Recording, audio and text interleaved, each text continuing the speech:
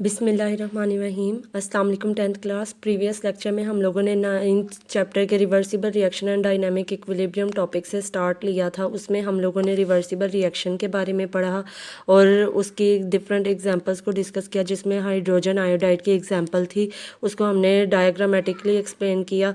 आज हम उसकी फर्दर एग्जांपल कैल्शियम कार्बोनेट को डिटेल से स्टडी करेंगे। सो नेक्स्ट एग्जांपल की तरफ मूव करने से पहले हम लोग ये देखेंगे कि रिवर्सिबल रिएक्शन होता क्या है। रिवर्सिबल रिएक्शन ऐसे रिएक्शन को कहते हैं जिसके अंदर दो रिएक्शंस होते हैं, forward reaction and reverse reaction. Forward reaction में रिएक्टेंट्स जो हैं वो प्रोडक्ट में मूव करते हैं फ्रॉम लेफ़्ट टू राइट, और जो रिवर्स रिएक्शन है उसमें जो प्रोडक्ट है वो अगेन रिकम्बाइन होकर किस में चेंज हो जाती है, रिएक्टेंट्स के अंदर। ये टू वे रिएक्शन होता है, लेकिन इनकी फॉरवर्ड और रिवर्स रिएक्शन की डायरेक्शन हमेशा ऑपोजिट होती है। फॉरवर्ड की डायरेक्शन हमेशा लेफ़्ट टू राइट होती है और रिवर्स की डायरेक्शन हमेशा राइट टू लेफ़्ट होती है। Now we will move toward example. आज हम लोग कैल्शियम कार्बोनेट के एग्जाम्पल को स्टडी करेंगे। अगर हम कैल्शियम कार्बोनेट को हीट करते हैं तो वो डिकम्पोज होगी कैल्शियम ऑक्साइड और कार्बन डाइऑक्साइड के अंदर।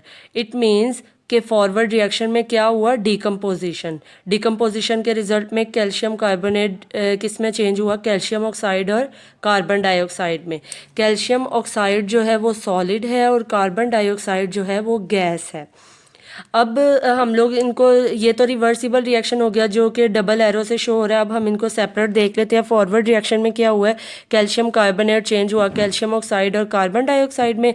जबकि रिवर्स रिएक्शन में क्या हो रहा है, रिवर्स रिएक्शन में जो हमारे पास प्रोडक्ट बनी थी that is calcium oxide and carbon dioxide, वो अगेन कंबाइन करेगी। यानी क्या होगा रिवर्स रिएक्शन में, कंबिनेशन के रिजल्ट में ये अगेन क्या बना देंगे, रिएक्टेंट यानी कैल्शियम कार्बोनेट। तो now we explain this example with the help of diagram to understand it properly. यहाँ पर हमें दो कंडीशंस नज़र आ रही हैं, तो हम फर्स्ट कंडीशन देखते हैं जिसमें रिवर्सिबल रिएक्शन को हम ओपन सिस्टम में डिस्कस करेंगे। यहाँ पे हमने एक फ्लास्क लिया जिसके अंदर हम लोगों ने कैल्शियम कार्बोनेट लिया है, उसको हमने हीट प्रोवाइड की है। हीट प्रोवाइड करने की वजह से क्या हुआ, कैल्शियम कार्बोनेट जो है वो डिकम्पोज हुई किसके अंदर, कैल्शियम ऑक्साइड और कार्बन डाइऑक्साइड के अंदर। अब कैल्शियम ऑक्साइड क्योंकि सॉलिड है और कार्बन डाइऑक्साइड क्या है, गैस है। अब क्या होगा, कैल्शियम ऑक्साइड सॉलिड होने की वजह से फ्लास्क के अंदर ही प्रेजेंट रहेगी, जबकि कार्बन डाइऑक्साइड जो है वो गैस फॉर्म की होने की वजह से फ्लास्क से बाहर मूव कर जाएगी एटमॉस्फेयर में। अब इस रिएक्शन को हम लोग इरिवर्सिबल कंसीडर करेंगे। इरिवर्सिबल रिएक्शन क्यों कंसीडर करेंगे, उसकी रीज़न ये है क्योंकि इस रिएक्शन को रिवर्सिबल कंसीडर करने के लिए ज़रूरी है कि ये जो दो सब्सटेंस बने थे कैल्शियम कार्बोनेट की डिकम्पोजिशन से, इन दोनों को वापस कंबाइन होकर रिवर्स साइड पर मूव करना पड़ेगा। ठीक है। अब क्योंकि एक सब्सटेंस जो है वो एटमॉस्फेयर में मूव कर गया, अब पीछे क्या बाकी बचा, कैल्शियम ऑक्साइड। अब कैल्शियम ऑक्साइड अकेली जो है वो रिवर्स मूव नहीं कर सकती टू फॉर्म कैल्शियम कार्बोनेट, तो इसलिए हम लोग इसको इरिवर्सिबल रिएक्शन कंसीडर करते हैं। इसको सिंगल एरो से शो करेंगे, इसको हम कंप्लीट रिएक्शन भी कहते हैं। नेक्स्ट हम लोग रिवर्सिबल रिएक्शन को क्लोज सिस्टम में डिस्कस करते हैं। हम लोगों ने फ्लास्क ली और उसको कॉर्क की हेल्प से बंद कर दिया। अब यहाँ सिस्टम क्लोज है, हम लोगों ने इसमें कैल्शियम कार्बोनेट लिया, उसको हीट प्रोवाइड करने से क्या हुआ, कैल्शियम कार्बोनेट ब्रेक डाउन हुआ किसके अंदर, डिकम्पोज होकर इसने बनाया कैल्शियम ऑक्साइड और कार्बन डाइऑक्साइड।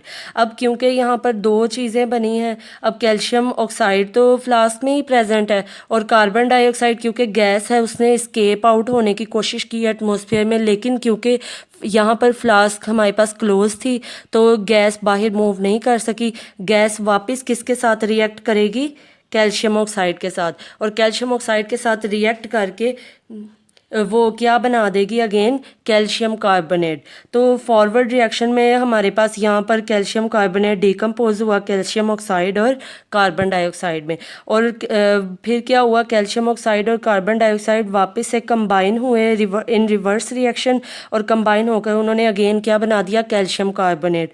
तो यहाँ पर रिवर्सिबल, ऐसे रिएक्शन को हम लोग रिवर्सिबल रिएक्शन कहेंगे। इसको हम इस रिवर्सिबल रिएक्शन के अंदर इक्विलिब्रियम इस्टेब्लिश हुआ है। इक्विलिब्रियम इस्टेब्लिश होने का मतलब क्या है? इक्विलिब्रियम का मतलब होता है बैलेंस।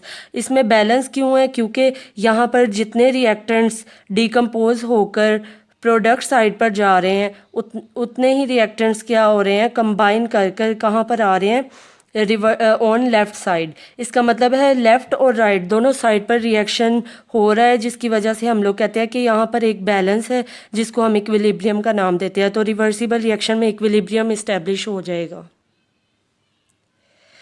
अब अगर हम रिवर्सिबल रिएक्शन में रेट की बात करते हैं तो रेट का क्या मतलब होता है? स्पीड।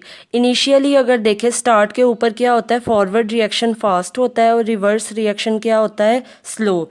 यानी जो डिकम्पोजिशन है, यानी कैल्शियम कार्बोनेट का डिकम्पोज होकर कैल्शियम ऑक्साइड और कार्बन डाइऑक्साइड का बनना, ये रिएक्शन हो रहा है, जबकि कैल्शियम ऑक्साइड और कार्बन डाइऑक्साइड कंबाइन होकर वापस नहीं जा रहे। उसकी वजह यह है स्टार्ट के ऊपर हमारे पास रिएक्टेंट्स तो हैं लेकिन प्रोडक्ट हमारे पास प्रेजेंट नहीं होती, तो रिवर्स रिएक्शन का होना इम्पॉसिबल होता है। तो स्टार्ट के ऊपर हम कहते हैं कि हमारे पास फॉरवर्ड रिएक्शन की स्पीड फास्ट होती है जबकि रिवर्स रिएक्शन की स्पीड स्लो होती है या नेग्लिजिबल होती है।